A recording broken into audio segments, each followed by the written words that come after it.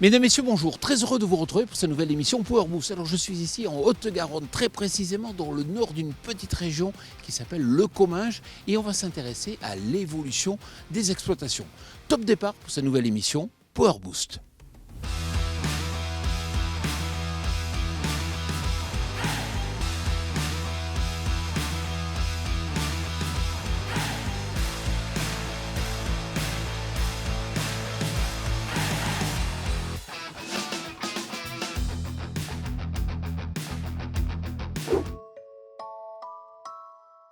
C'est mignon ce truc, non? Et si on le protégeait contre les étés secs, tout en faisant du bien à ça?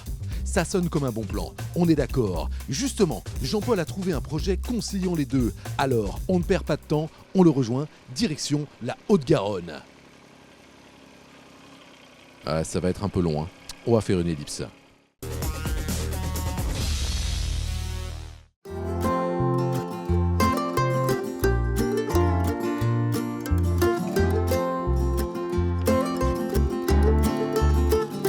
Salut Jean-Marc. Bonjour. Jean-Marc, on est où ici? On est à l'Île-en-Dodon, c'est dans le nord du Comminges, on est aux portes du Comminges. Un paysage pour le moins vallonné. Comme tu peux le constater, c'est un paysage vallonné, très agréable, avec des terres argileuses. Ouais, un peu difficile à travailler, non? Très difficile à travailler ou pour faire de la céréale, c'est très compliqué. Parle-moi un peu de ton exploitation. Alors, mon exploitation, c'est une exploitation de 40 hectares, où effectivement ce sont des terres compliquées. Et moi, j'ai décidé de faire de l'élevage porcin depuis 1990. Mes parents étaient déjà dans l'élevage porcin. Ensuite, là, je fais du porc plein air, label rouge, porc fermier du Sud-Ouest élevé en plein air. Donc, ça veut dire que dans chaque bâtiment, il y a entre 200 et 220 porcs qui sortent quand ils veulent. Donc, je les achète à 25 kg jusqu'à la fin de leur vie. Ils sont dans le bâtiment et ils rentrent, ils sortent quand ils veulent. Et Jean-Marc, même si on ne le voit pas aujourd'hui, l'été ici, il fait chaud quand même. Effectivement, en été, il fait très chaud, on a des pics de chaleur qui sont de plus en plus longs et donc on a un problème par rapport aux cochons. Les cochons, ils n'aiment pas la chaleur, donc ils rentrent tous dans les bâtiments où il fait encore de plus en plus chaud. C'est pour ça que tu t'es dit qu'il faut faire quelque part évoluer le système? Effectivement, voyant ces problématiques, j'ai décidé de faire évoluer le système. Et donc j'ai vu que l'agrivoltaïsme et des planches de panneaux photovoltaïques étaient mises dans les champs. Et donc je me suis dit que ça pouvait faire de l'ombre pour mes cochons, surtout en période estivale. Et puis Jean-Marc, tu vois un second intérêt. Effectivement, j'y vois un second intérêt, ce sont les clôtures qui entourent les parcs photovoltaïques et qui empêcheront les sangliers de pénétrer dans les parcs parce que nous, ce qu'on veut éviter, c'est le contact groin en groin avec les sangliers pour éviter toute maladie transmissible. Alors justement, je vois qu'il y a déjà un démonstrateur. Si tu es d'accord, on va aller retrouver Clément donc, au pied du démonstrateur. On y va ?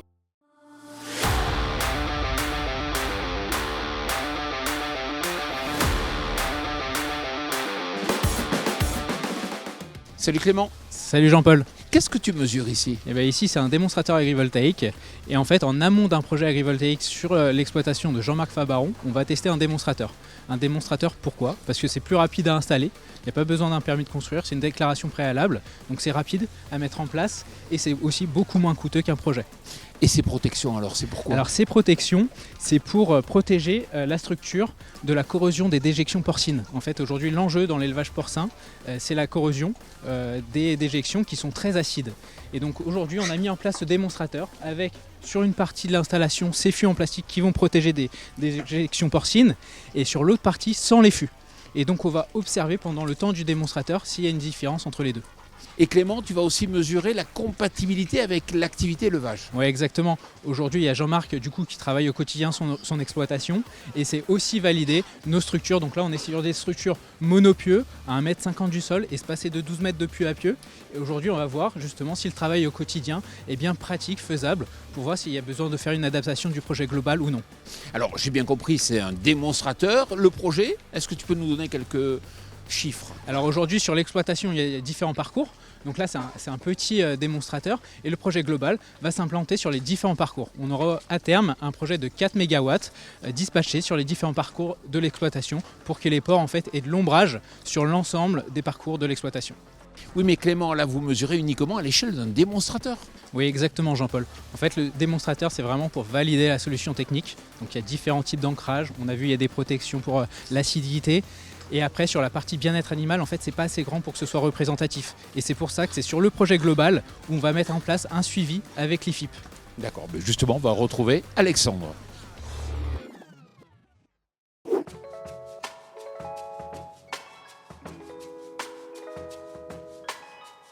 Salut Alexandre, Salut Jean-Paul. quel est ton job toi ? Alors moi je travaille à l'IFIP Institut du Porc. L'IFIP Institut du Porc, c'est un institut technique et nous on s'occupe uniquement de la filière porcine.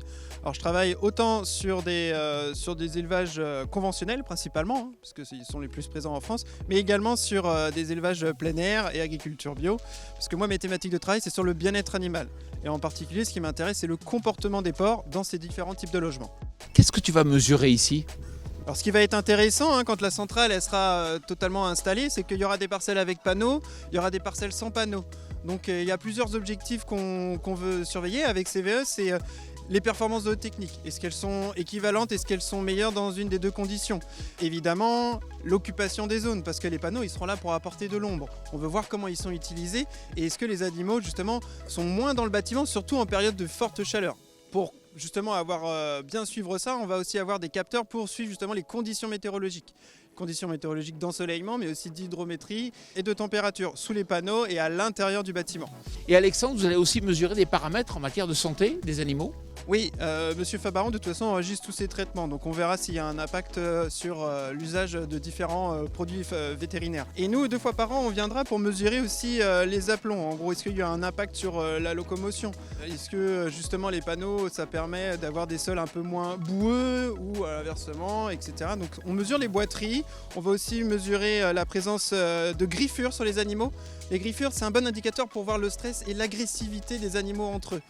S'ils sont tous entassés dans le bâtiment, certainement qu'il y aura plus de compétition à l'auge. S'ils utilisent plus l'extérieur en période chaude, justement, ça permet du coup certainement d'avoir un peu moins de combat à l'intérieur. C'est des choses qu'on va venir faire donc 2 fois par an, une fois l'été, parce que c'est un moment assez compliqué pour ces animaux en plein air, et une fois l'hiver aussi, pour voir justement qu'est-ce qui se passe quand ils ne sont pas sollicités par des températures très élevées. D'accord, donc ça va être l'occasion d'accumuler le maximum de références. C'est ça, et en plus Monsieur Fabaron il a des bandes de 200 cochons, donc l'avantage c'est qu'on a beaucoup de cochons par bande, en plein air c'est pas systématique, et ce qui fait que sur les performances de technique ça va vraiment être un très très bon suivi, et aussi sur les performances de santé. Bon ben alors bon boulot. Merci. Et pour finir, on va parler de transmission, parce que c'est vrai Jean-Marc, toi quelque part, tu prépares la transmission de ton exploitation. Effectivement, je prépare la transmission de mon exploitation avec ce projet en plus à ma fille Florence. Alors Florence, quelque part ça te semble aller dans le sens de l'histoire, cette évolution ? Oui, tout à fait. Bonjour Jean-Paul. Disons que moi, je fais partie de la génération de jeunes agriculteurs, donc on est pour le bien-être des animaux, c'est notre priorité première de nos jours, donc je vais dans ce sens-là à 100%. Bon, en tout cas, félicitations et bonne continuation. Merci. Intéressant, non ? Et dans le registre mariage entre élevage et énergie verte, on a aussi la méthanisation agricole. Et là, on va se poser une question que, je l'avoue, je ne pensais jamais prononcer. Les agriculteurs vont-ils rester au centre de la méthanisation agricole ?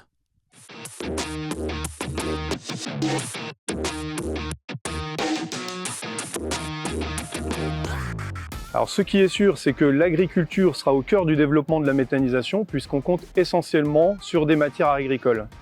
Par contre, il n'est pas certain d'avoir les agriculteurs au centre de ce développement et tout dépendra du modèle que l'agriculture saura porter, saura inventer pour rester au cœur du modèle. Ça passera sans doute par des améliorations sur la réglementation plus adaptée à l'agriculture et aussi un modèle qui soit peut-être moins gourmand en capitaux et qui permette à l'agriculture d'avoir une rentabilité suffisamment satisfaisante pour pouvoir assurer son développement. Alors, le risque que l'agriculteur ne soit pas au centre du modèle, c'est que ce soit porté par d'autres, qui sont sans doute les industriels du gaz. Et l'agriculteur pourrait être relégué finalement à un rôle d'apporteur de matière ou simplement de plan d'épandage pour les sous-produits de la méthanisation, donc le digestat essentiellement. Waouh! Bon, et pour ce qui est du bas carbone, souvenez-vous, la semaine dernière, on s'était rendu à l'événement Défi Locavore dans le Lot et s'en est déroulé un autre à Condat-sur-Vézère en Dordogne. Un repas bas carbone à vertu éducative. Stéphane Linou nous avait déjà expliqué la démarche. On a donc demandé aux autres participants ce qu'ils en pensaient. Nous avons déjeuné autour d'un excellent repas, bien cuisiné. Je ne savais pas qu'on pouvait proposer un repas à 6,50 € de qualité, comme ça. Donc c'était intéressant et je félicite le chef d'ailleurs. Il a bien travaillé avec ses équipes. Ce défi locavore, c'est un repas de fête composé d'aliments provenant d'un rayon de 50 km autour de la ville et générant le moins d'impact carbone possible. Un vrai défi pour le chef. J'ai trouvé ça hyper intéressant et ça a été très enrichissant notamment. C'est quand même, on a quand même une réflexion assez importante et merci du défi qui a été lancé parce que ça a donné à réfléchir à beaucoup de choses d'ailleurs.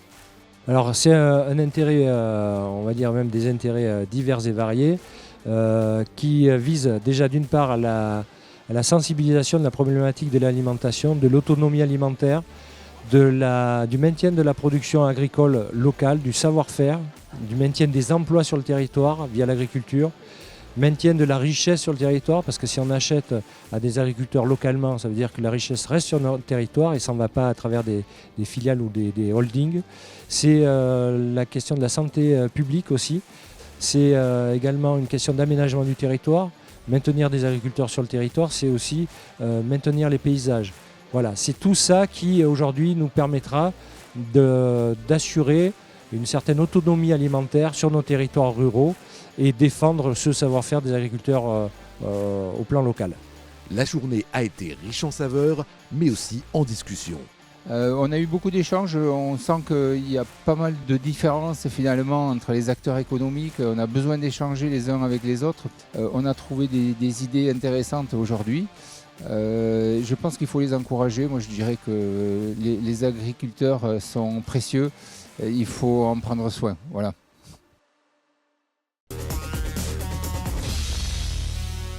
Voilà, cette émission Power Boost touche à sa fin. J'espère bien sûr qu'elle vous a plu. Alors je vous retrouve dès la semaine prochaine pour une nouvelle émission. Mais n'oubliez pas que nous allons dès samedi être en direct depuis le Salon de l'Agriculture. Vous savez qu'on a des plateaux télé là-bas. N'hésitez pas donc à venir le retrouver chaque jour sur notre chaîne YouTube et à vous abonner à notre page Instagram.